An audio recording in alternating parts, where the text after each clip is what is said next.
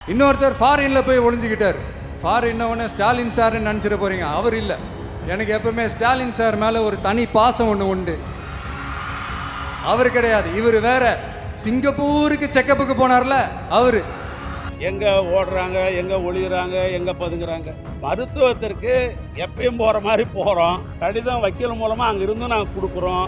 முழு ஒத்துழைப்பு தரேன்னு சொல்றோம். இவ்வளவுக்கு பின்னாலும் ஓடுறாங்க, ஒளிகிறாங்க, பதுங்குறாங்கன்றது இது அர்த்தமில்லாத கருத்துடைய வார்த்தைகள் தான். இல்லை, எனக்கு பல ப்ராப்ளங்கள் இருக்குது. Allergy problem, neuro problem, heart problem. இந்த 3 ப்ராப்ளத்துக்கு தான் அங்கே போகணும். நான் முடிவெடுத்து நான் போனேன். நான் தமிழ்நாட்டுல எல்லாமே சேஞ்ச் ஆயிடுச்சு. உங்க நகையையும் சேஞ்ச் பண்ணுங்க. உங்க பழைய நகைக்கு கிராமுக்கு 150 ரூபாய் கூடுதலா வாங்கி புது நகை எடுத்துக்கோங்க. அதே கம்மி சேதாரம் தான் உங்க லலிதால மட்டும்தான். ஆச்சி மசாலா, எந்த சமையலும் ருசி தேடும் ரகசியம் 20 ரூபாய். லஞ்ச ஒழிப்புத்துறை அறிவியல் நண்பர்களுக்கு வந்து ரொம்ப நேற்று தான் நான் மருத்துவருடைய ஆலோசனைக்கு பின்னால் ஊருக்கு போகலான்னு முடிவு பண்ண தான் நான் வந்திருக்கிறேன். முதல்ல நம்முடைய தமிழ்நாட்டுடைய தொலைக்காட்சி, பத்திரிகை, ஊடக நண்பர்களுக்கு என்னுடைய மனமார்ந்த நன்றியை முதல்ல நான் தெரிவிச்சுக்கிறேன். இந்த ஓடுறது, ஒளியிறது, பதுங்கிறதெல்லாம் திராவிட இயக்கத்திற்கோ திராவிட முன்னேற்ற கழகத்திற்கோ இல்லை. அப்படி அண்ணன் கலைஞர் அவர்களும் தமிழ்நாட்டு முதலமைச்சர், திராவிட மாடல் நாயகராக இருந்தவர் அண்ணன் மு.க. ஸ்டாலினும் எங்களை அப்படி வளர்க்கவில்லை. அரசியலாக சந்திப்பதற்கு எப்பொழுதும் திராவிட முன்னேற்ற கழகம் என்றைக்கும் சளைத்ததில்லை. பொதுவாக நான் மார்பு சம்பந்தப்பட்ட, ஹார்ட் சம்பந்தப்பட்ட மருத்துவம் தொடர்ந்து 2016 இருந்து சிங்கப்பூரில் mount Elizabeth hospital doctor Jayarama லிங்கம் நாயக்கர்ன்றது அங்கே இடது டிபார்ட்மெண்ட். அவர் தமிழ்நாட்டுக்காரர். கிட்டத்தட்ட 30 ஆண்டு காலம் அங்கே இருக்கார். அவர் அங்கே இருக்கிற தமிழ்நாட்டுக்கிற அரசியல்வாதிக்கு எத்தனை பேருக்கு அவரை தெரியும். அவர் பெரும் உதவி செய்வார். யாருக்கு போனாலும் என்ன மருத்துவம்னாலும் உதவி செய்யக்கூடியவர். 2016 மவுண்ட் எலிசபெத் ஹாஸ்பிட்டலில், அந்த ஆஸ்பத்திரியில் ஆகஸ்ட் மாதம் 13ஆம் தேதி 2016 முதலாக நான் மருத்துவத்திற்கு முதலாக அங்கே போய் ஆர்ட் சம்மந்தப்பட்ட மருத்துவம் நான் பார்த்தோடைய வரலாறு இது பூரா இருக்குது. இதில் சம்மரி பூரா இருக்குது. இது 2016. ஆனால் தொடர்ந்து 2023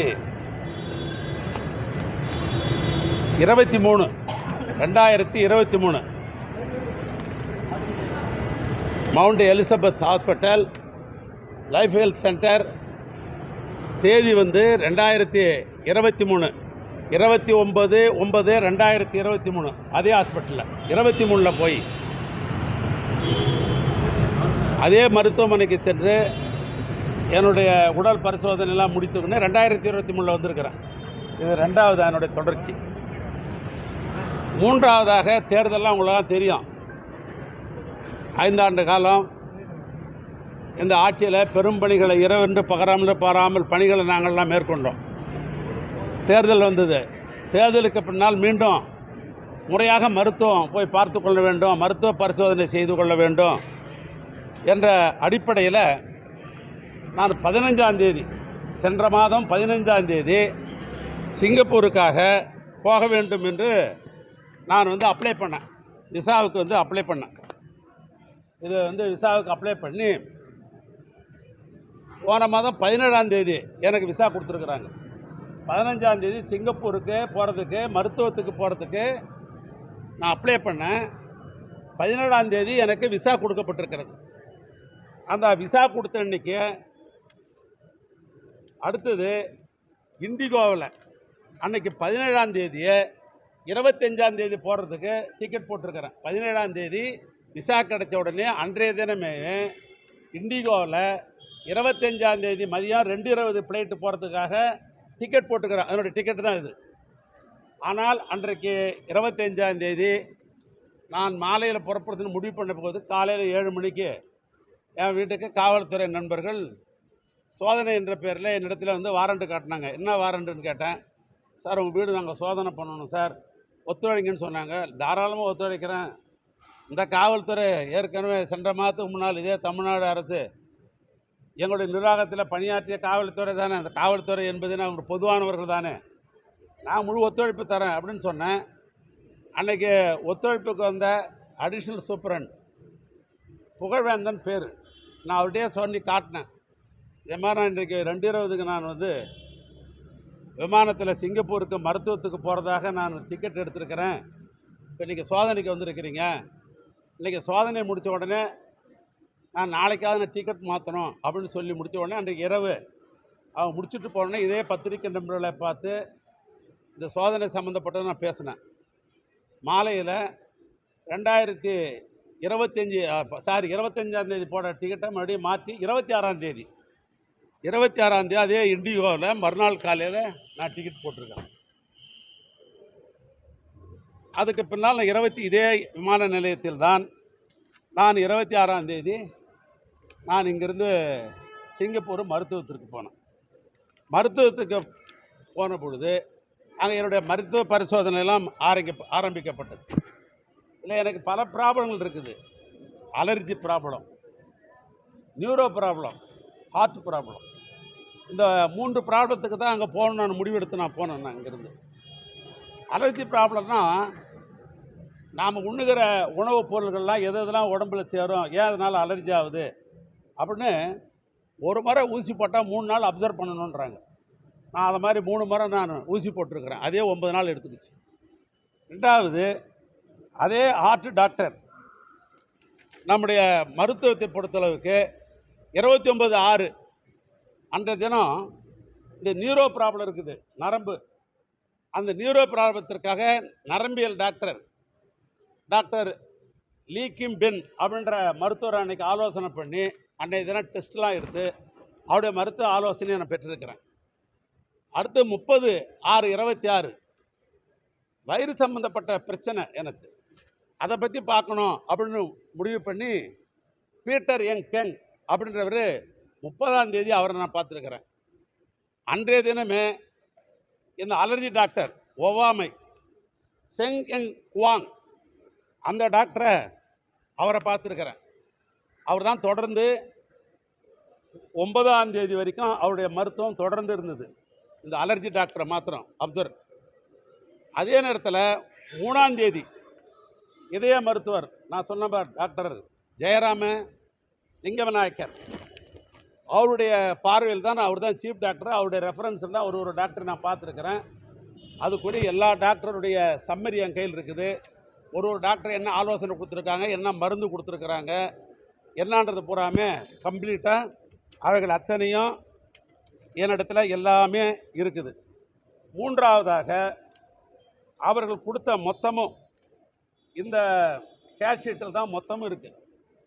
எல்லா டாக்டரும் கொடுத்தது இந்த 2026 சம்மரி கம்ப்ளீட்டாக நான் எந்தெந்த டாக்டரை பார்த்தேன் என்ன அப்படின்ற மொத்த சம்மரியும் இசிஜியிலிருந்து வயிறு ஹார்ட் சம்மந்தப்பட்ட அந்த உங்களுக்கு எல்லா சம்மந்தப்பட்டதும் 26 எடுத்தது மொத்தமும் எல்லா டாக்டருடைய கன்சல்ட்டிங்கு அவங்களுடைய சம்மரி, நான் வந்து எப்படி இதுக்கு மேலே என்ன உணவு சாப்பிட்ணும், என்ன செய்யணும், என்ன மாத்திரை சாப்பிட்றது மொத்தமும் 26 இதுக்குரிய டாக்குமெண்ட்டு இவ்வளோ இருக்குது.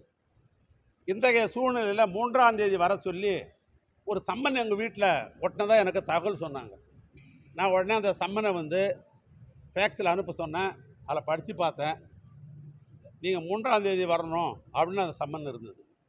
நான் உடனே அந்த சம்மனுக்கு மரியாதை கொடுத்து அங்கேயே உடனே ஒரு கடிதம் எழுதி நான் 3ஆம் தேதி அந்த சம்மனை பொறுத்தளவுக்கு நான் இப்படி தான் எழுதியிருக்கிறேன், அப்படியே படிச்சிடுறேன். வணக்கம், என் மீது தொடக்கப்பட்ட எஃப்ஐஆர் வழக்கு சம்பந்தமாக 9/7/2020 அன்று மீண்டும் விசாரணைக்கு 3ஆம் தேதியை கொடுத்ததுக்கு லெட்டர் கொடுத்துட்டேன். நான் என்ன கொடுத்தேன்னா, எனக்கு வர்றதுக்கு 10 தினங்கள் ஆகும், நான் மருத்துவம் முடிச்சுட்டு வர்றேன் அப்படின்னு சொல்லிட்டு அது கடிதம் கொடுத்தேன். 3ஆம் தேதி கொடுத்த கடிதத்தை அதிலே 10 தினங்கள் நான் குறிப்பிட்றேன். ஆனால் உடனே 9ஆம் தேதி வான்னு சொல்லி ஒரு லெட்டர் கொடுக்குறாங்க மறுபடியும். அந்த லெட்டருக்கு தான் நான் எழுதியிருக்கிறேன். என் மீது தொடக்கப்பட்ட எஃப்ஐஆர் வழக்கு சம்பந்தமாக 9/7/2020 அன்று மீண்டும் விசாரணைக்கு வர சொல்லி நோட்டீஸ் அனுப்பியுள்ளீர்கள். 3/7/2002 அன்று எனது வழக்கறிஞர் மூலமாக நான் சிங்கப்பூரில் என் உடல் சம்பந்தமாக மருத்துவ சோதனையில் ஈடுபட்டுள்ளேன்.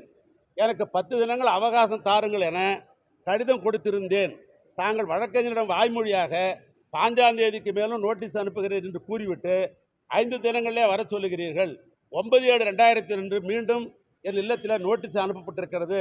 மேலும் 12/7/2020க்குள் மருத்துவ சோதனை முடிந்துவிடும். எனவே தாங்கள் 12/7/2000க்கு மேல் எந்த தேதியில் அழைத்தாலும் விசாரணைக்கு முழு ஒத்துழைப்பு அளிக்கிறேன் என்பதை அன்புடன் தெரிவித்துக் கொள்கிறேன் அப்படின்னு நான் கடிதம் வக்கீல் மூலமாக அனுப்பிச்சிருக்கேன். எங்கே ஓடுறாங்க, எங்கே ஒளிகிறாங்க, எங்கே பதுங்குறாங்க? மருத்துவத்திற்கு எப்பயும் போகிற மாதிரி போகிறோம். கடிதம் வக்கீல் மூலமாக அங்கிருந்து நாங்கள் கொடுக்குறோம். முழு ஒத்துழைப்பு தரேன்னு சொல்கிறோம். இவ்வளவுக்கு பின்னாலும் ஓடுறாங்க, ஒளிகிறாங்க, பதுங்குறாங்கன்றது இது அர்த்தமில்லாத கருத்துடைய வார்த்தைகள் தான். அதனால் என்னை பொறுத்தளவுக்கு 2014 மருத்துவம், அந்த தொடர் மருத்துவமாக 2023, அந்த தொடர் மருத்துவமாக 2024 நான் மருத்துவத்திற்காக போயிருக்கிறேன் ஒழிய வேறு எதுவும் நான் சுற்றுலா பயணியாகவோ வேறு எதற்காகவும் அங்கேயோ நான் போகவில்லை. இவ்வளோ தான் இன்றைக்கி நாட்டுக்கு சொல்ல வேண்டிய விஷயம். ஏன்னா ஒரு வார காலம் அவர்களுக்கு என்னென்ன கற்பனை தோன்றுமோ அப்படி கற்பனையில் பல்வேறு வகையில் பல மிக நமக்கு பிடித்த நண்பர்கள்லாம் சமூக வலைத்தளத்தின்ற பேரில் அவங்களுடைய கற்பனையெல்லாம் அவுத்து விட்டுருக்கிறாங்க. அத்தனை நண்பர்களுக்கும் நான் உங்களையெல்லாம் சந்திப்பதன் மூலமாக ஒரு முழுமையான விளக்கத்தை தந்திருக்கிறேன். இது போதுமான என்று நான் கருதுகின்றேன். டார்கெட் செய்யப்படுறீங்கன்னு நினைக்கிறீங்களா? ஏற்கனவே உங்க வீட்டில் லஞ்ச ஒழிப்பு போலீசார் சோதனை பண்றாங்க.